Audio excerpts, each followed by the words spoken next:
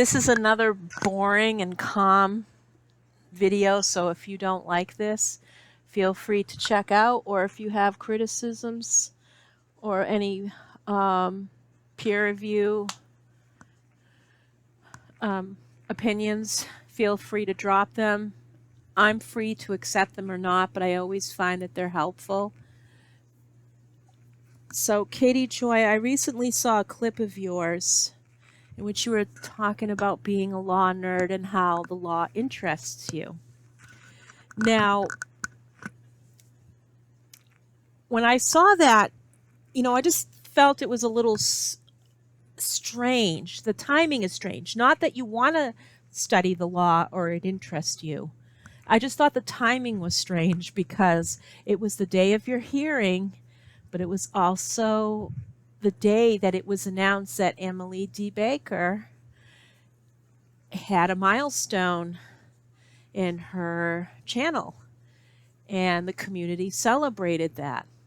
With all the snark you've given that woman for no reason, okay, I can understand why people are celebrating it. Personally, I think Emily D. Baker is quite humble compared to other law commentators, although I do have a favorite law commentator who's not Emily D. Baker or Uncivil Law or anything like that. But I mean, I do appreciate their commentary because it's interesting and useful. But I just found it really weird on that day.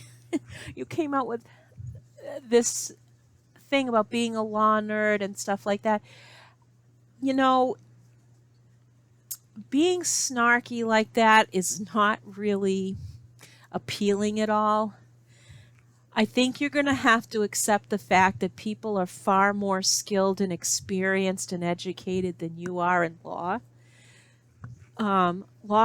You've been through civil law, being sued a number of times by other creators, reality TV people.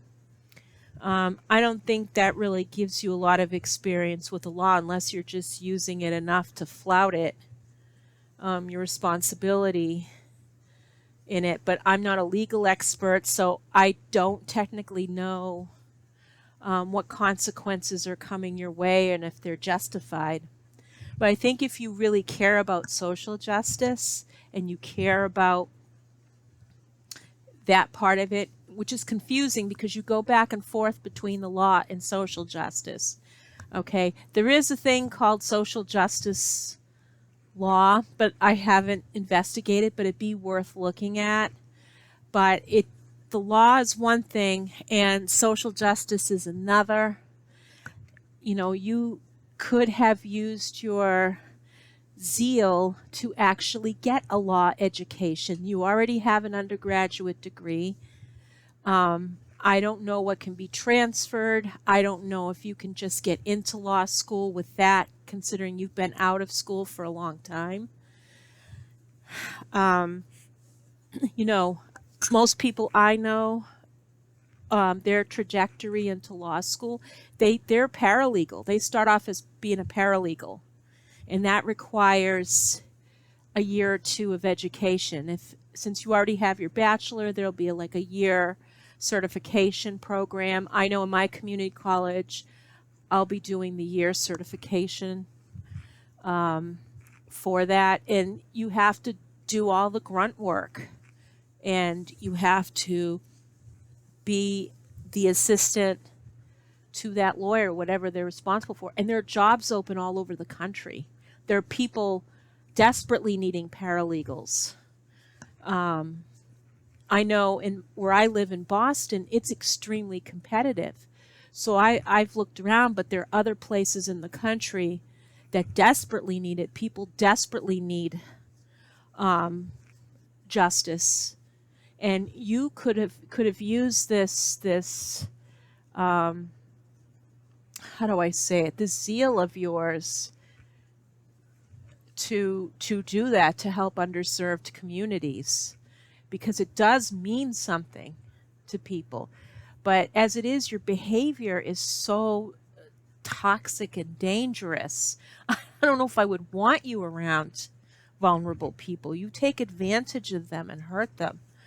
I think if you got that professional help that you so desperately need, and behavior modification and DBT and whatever else, expressive arts therapy, whatever, I think that maybe you'll find you'll find yourself again.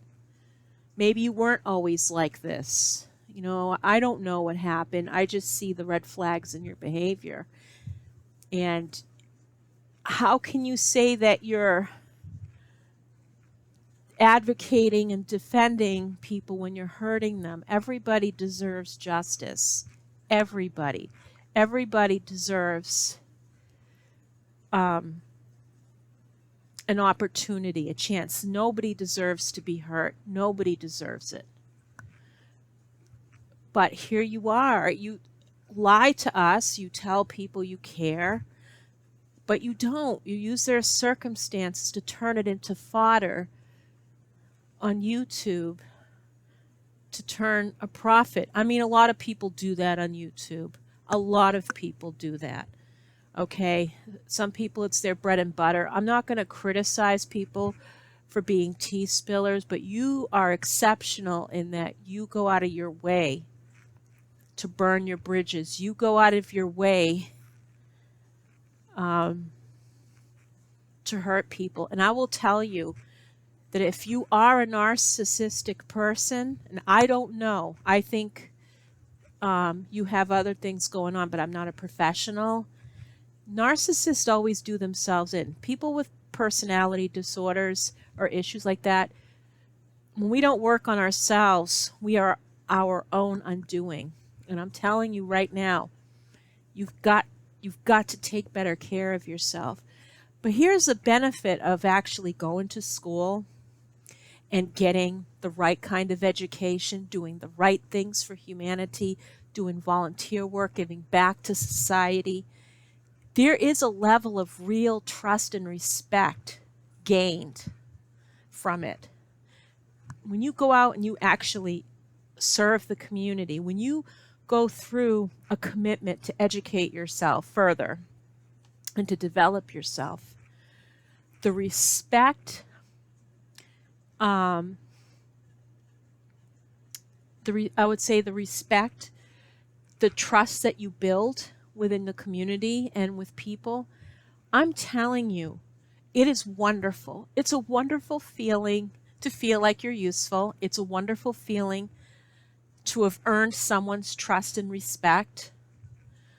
It's a wonderful feeling when people say that they need you and getting the real support because you have shown yourself that you can be trustworthy. You've shown yourself that you are useful. And I mean, listen, your friends are your friends, your family's your family. People sometimes are just going to love you, and that's different. But having the trust and respect of a community and of individuals, people can count on you.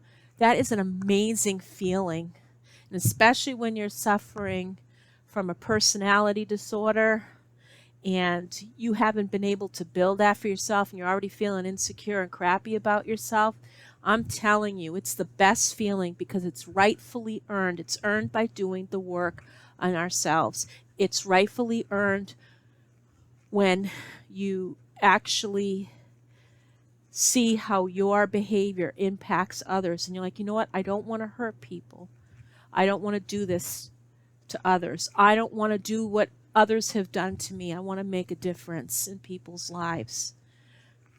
So I don't know what you plan to do, but if you're going to want to be a lawyer or you want to be a legal expert, you're going to have to take the steps. It's not easy. If you start off as a paralegal, it's hard work, but there are opportunities all over the country. And I know your situation is a little restrictive, so maybe in Minnesota there are job opportunities. I haven't researched Minnesota. I've looked at places in the southern United States that have the greatest need. So, you know, that's something you can look forward to in your life. And it sets a good example for your son. let me tell you, when your son sees you out there helping other people, being a true, real advocate with social justice in mind, I'm telling you, it gives back in dividends. I'm not lying. I've experienced this myself, and other people may have different experiences because a lot of people do a lot of advocacy and their kids have grown up without their parents. It's that kind of way. But there's a way you can balance it where you can incorporate your children, but if you show that, you lead by example, you teach your son how to be a good self-advocate. Tell him he has rights. This is how you express your rights. He's going to be an independent living at some point in his future. Okay, he's going to probably want to work at some point or do an activity that he loves, but he needs socialization. He needs that intervention. He needs to be his own self-advocate. He needs to know that he has the self-worth and the self-confidence to carry him through. You have to instill that in him. Okay, even people with antisocial behavior, and I'm not saying your son has that or anything, I'm just saying in general, you give people a sense of worth. Okay, some people can't function in society. They have to live in specialized housing. They have to live in a hospital. I know sometimes they have to live in a jail. I don't know, but having that sense of pride, having that sense of self-pride and self-advocacy can carry somebody a long way, and it can be done. But I don't know why you're not doing that for him. From an outsider's perspective, it seems like you're not doing that for him. It seems like you've kept a distance from him, but don't give up on him. Please don't. Because if with your love and guidance, whatever it is, I mean, he's going to decide for his life how he's going to live it. But if you give him the tools, you can have the satisfaction of knowing, I did this for my son. I did my best. Okay? And trust me, you don't want to go through your life saying, I fucked up my kid's life. I didn't do what I needed to do with the resources that I had because I was too busy fixing other things I had no business fixing. Trust me, the regret is awful. And I hope that you can stop that and change things for the better. Anyway, enough of my rambling. Take care. Bye.